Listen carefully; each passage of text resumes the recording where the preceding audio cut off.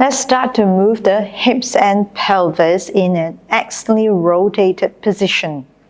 You're going to stand with your legs quite wide apart. And from here, you're going to bend from the hip joints just a little bit, not that much. And do a few bounces here to give us more hip mobility. Now just make sure that your hip does not go beyond the ankles. Like this. Very soft, small bounces. And from here, we're going to start to move the body to one side and bounce the same. Note that my fingers are right where the hip joints are. This is to remind me, and you can do the same, to keep moving from the hip joints. Come back to center, bounce, and to the other side. Lift the back heel and bounce.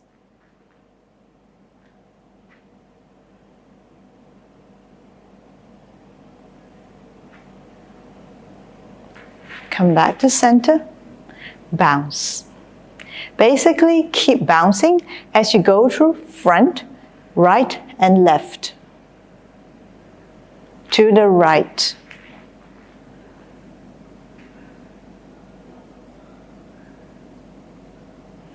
To the front. Keeping it in small range. To the left. Keep bouncing. There are no fixed counts here, and it doesn't matter how much or how little you do, as long as you keep bouncing and keeping the movements more or less equal. Equal number of counts on each side. You may not get it exactly the same, it's okay, more or less. And to the right one more time.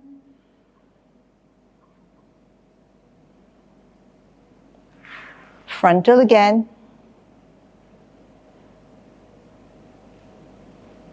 To the left.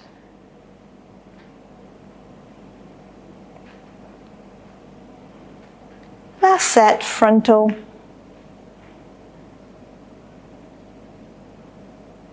And slowly release. Now you might feel burning around the hip joints, your quads, your hamstrings, or even your ankles, all good. Because one thing I must assert is that mobility moves are not easy for anyone with tightness. That is to say, mobility is going to give us some sore feeling for all of us because we all have tightness. And that's all good because those tightness are meant to go away. The more we move and have our body go in fuller range, the better it is. Gradually, the tightness will reduce and the sore feeling will reduce. Stand with your legs wider than hip width apart. Bend your knees a little bit. You're going to sway your hips from side to side. Now, sway means really bringing the hip to one side, followed by the other. We need to be able to move the pelvis in a full 360-degree motion, no compromise. Because the pelvis is essentially a shock absorber in the body, it transmits force. So imagine a pelvis that cannot really move. It will not really transmit the force from walking or running. Therefore, the knees and the lower back will bear the brunt of absorbing the shock. Therefore, some people end up with knee or lower back problems. We don't want that. Pelvis front and back.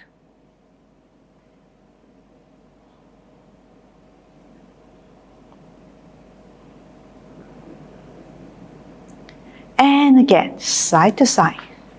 This time, make it a little bit more fluid.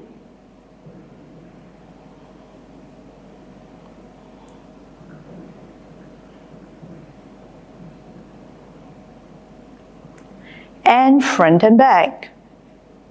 You can also do front and back first before side to side. There's no fixed order.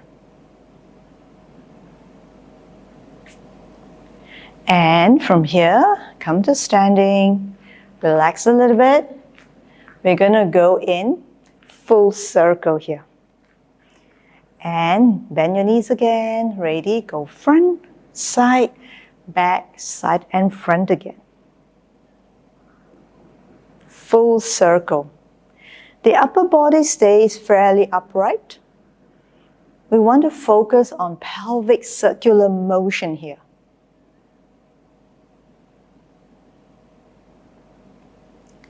And change direction.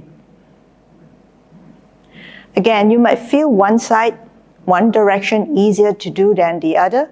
That's all got to do with the tightness in our hip joints. In any case, it's good to realize that and to go through the tightness. We can't avoid the tightness. Tightness is not pain. I hope not. If it is, then it's something else. But most of the time, tightness is a gentle pull to tell us we need to work more on it. So it's a good thing. And coming back. So slowly, ease it off. If you like, do a few more reps. There's no fixed count or times to it. Just do it till you feel you are satisfied. If you find this video helpful, do give me a thumbs up, like and subscribe because I'm growing my channel. I would so appreciate it. If you feel anyone might need to do simple mobility moves and if you feel this video is helpful, do feel free to share it. I would also so appreciate it. And of course, I'd love to hear from you. Leave me any comments, any feedback, response in the comment section below. And always remember, keep moving, keep getting better.